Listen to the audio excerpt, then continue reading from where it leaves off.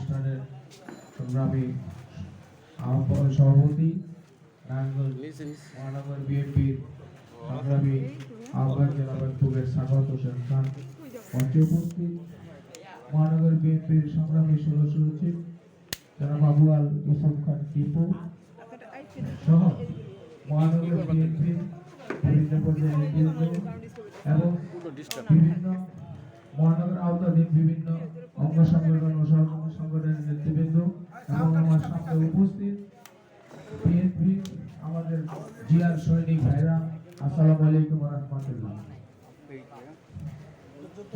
1980 সালে আমাদের শহীদ রাষ্ট্রপতি জিয়াউর রহমানের হাতে গড়া এই জাতীয়তাবাদী দল বিএনপি আজকে এই প্রতিষ্ঠা বার্ষিকীতে আমরা এখানে উপস্থিত হতে পেরেছি।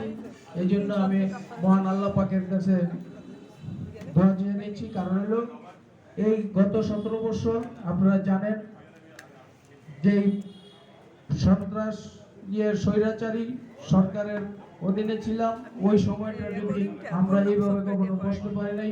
এই জন্য মহান আল্লাহর কাছে আমরা দোয়া করি যেন মহান আল্লাহ আগামী দিনেও সেইভাবে আমাদের এখানে বসার সুযোগ করে দেন। আমরা সেই ফেসিবাদ সন্ত্রাসী এবং নৈরাজ্যের মতো আর কোনো এই দেশে যেন আর কোনো সরকার গঠিত না হয়। আমরা জাতীয়তাবাদী দল এই দেশের অনেক যুদ্ধ অনেক রক্ত দ্বিতীয়বারের মতন 5 আগস্ট সেই স্বাধীনতাকে অক্ষুণ্ণ রাখতে গিয়ে আমরা সবাই মিলে এই দেশটি গড়ার জন্য সবাই কাজ করব এবং জাতীয়তাবাদী দলকে আগামী দিনে এই দেশ পরিচালনার জন্য আমরা সকলে মিলে কাজ করব। আমাদের প্রিয় দেশনায়ক তারেক রহমান উনি যেন আগামী দিনের এই দেশের প্রধানমন্ত্রী হয়ে এই দেশকে পরিচালনা করতে পারে, সেই জন্য আমি সকলকে আহ্বান জানাবো আমরা যেন জাতীয়তাবাদী শক্তির পক্ষে সবাই কাজ করি একসাথে। আর নয় দ্বিধা, আর নয় দ্বন্দ্ব, আমরা সবাই মিলে কাজ করব এই আশা এবং প্রত্যাশা রেখে সবাইকে ধন্যবাদ জানিয়ে আমি আমার আলোচনা এখানে শেষ করলাম। আল্লাহ হাফেজ।